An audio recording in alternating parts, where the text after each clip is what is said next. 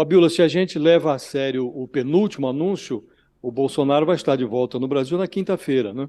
E a expectativa do PL, o Partido Liberal, é a de que ele, Bolsonaro, assuma, com 3 meses de atraso, o papel de líder da oposição.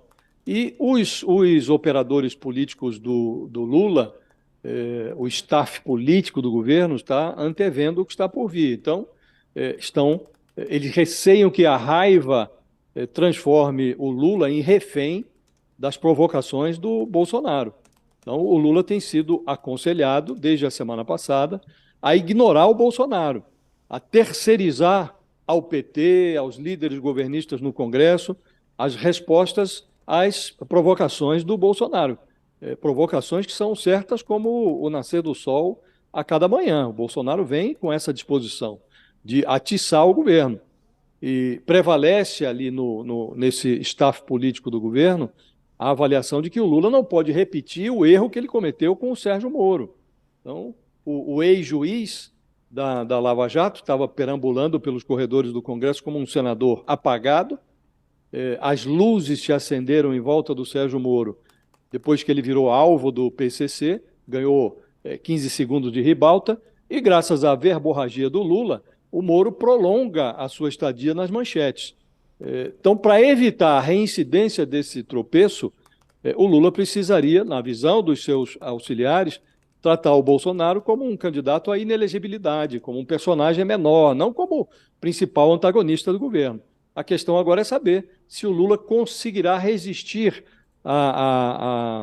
às provocações do Bolsonaro, se ele vai conseguir terceirizar essas respostas, né? A avaliação dos assessores dele é que ele precisa fazer isso, porque nessa versão, nessa avaliação, o governo erraria gravemente, o Lula também, se desse ao Bolsonaro uma importância que ele já não tem. Ele está aí em vias de ser julgado ali pelo Tribunal Superior Eleitoral, num dos processos, numa das 16 ações que correm contra ele na Justiça Eleitoral, e a chance de se tornar inelegível é muito grande. Então, realmente não faz muito sentido, viu, Fabiola, que o Lula dê cartaz ao Bolsonaro. É preciso tratar, é preciso virar essa página. Do ponto de vista do governo, não faz o menor sentido dar ao Bolsonaro uma relevância que, de fato, ele não tem. E essa é uma questão difícil, né, Josias? Porque um se Muito. alimenta do outro, né? É impressionante como a gente vê o caminho que o Brasil tomou nos últimos tempos, porque um se alimenta de outro, né? Bolsonaro também é incapaz de pegar um microfone e não falar de Lula, né? Até porque Lula Não. agora é o presidente da República. Mas tem essa coisa, um se alimenta do outro o tempo inteiro. É verdade, essa polarização é marcada por esse fenômeno, essa retroalimentação. Como você disse, se alimenta do outro. Agora, convém muito mais ao Bolsonaro esse moto contínuo do que ao Lula. O Lula, se tiver um mínimo de perspicácia política, e isso não costuma faltar ao presidente, a despeito dos tropeços eventuais, ele vai tratar o Bolsonaro como um personagem secundário. E o Bolsonaro vai fazer um esforço para ganhar, de novo, surfar essa onda aí de más notícias que o governo tem apresentado.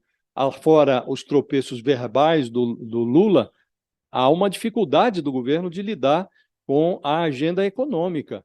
O governo vai completar 100 dias e não conseguiu apresentar as suas propostas ao Congresso.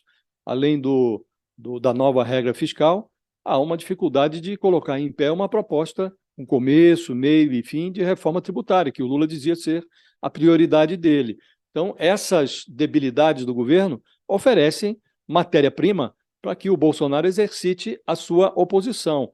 E ele tem as velhas provocações, ele tenta subverter, inclusive, o 8 de janeiro, atribuindo ao governo a responsabilidade pelos ataques aos prédios dos três poderes em Brasília, que claramente o responsável é o Bolsonaro, quem atiçou esse movimento foi o Bolsonaro. Ele tenta virar o jogo, atribuindo ao governo uma suposta inação do governo, a invasão aos prédios de Brasília. Então, tem matéria-prima real e tem a realidade paralela com a qual o Bolsonaro convive, da qual ele se serve para atiçar os seus adversários.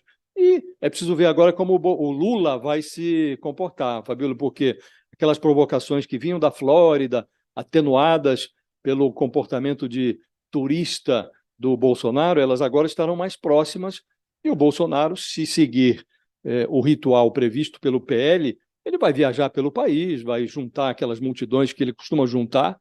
E, então, é preciso ver como o Lula vai conseguir resistir a essas provocações agora. Está falando